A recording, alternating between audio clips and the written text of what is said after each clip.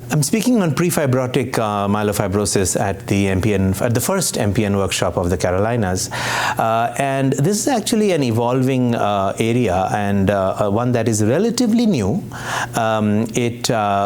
Prefibrotic primary myelofibrosis became its own entity, completely like on its own, I think in 2016 on the WHO. It was a provisional entity before that in 2008.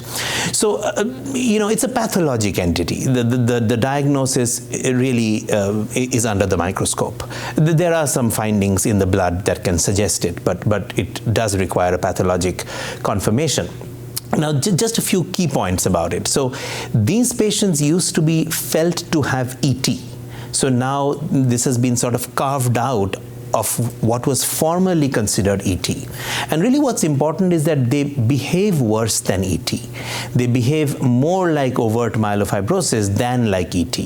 So it's important to distinguish that prognostic significance of this being a worse disease than ET. They do have more bleeding than ET. They have about the same thrombotic rate. Now again, as the name suggests, they are not as bad as overt primary myelofibrosis. So median survival, for example, for prefibrotic is around 15 years, which is about double or more of median in overt primary myelofibrosis.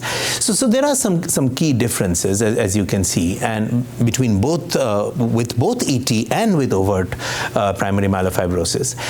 And then, the approach to them, to treating them is mostly like ET because you're primarily managing vascular risk factors and trying to minimize thrombosis and bleeding. But then you have that recognition that this is a worse disease than ET and it could progress more and will progress more than ET would and stuff like that.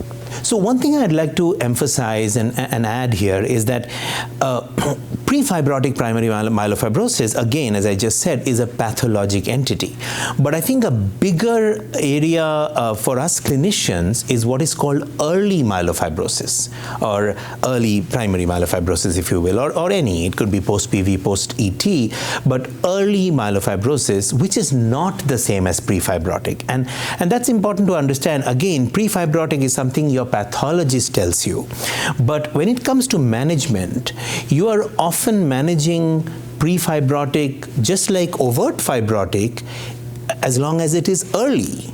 So some of these early myelofibrosis patients, they don't have a big spleen, lots of cytopenias, symptoms. They're not there yet. But they are not prefibrotic either.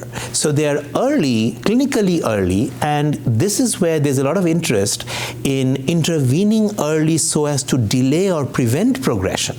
And there's mounting evidence that starting Ruxolitinib early is of benefit, and there's also intriguing data about interferons in this subgroup.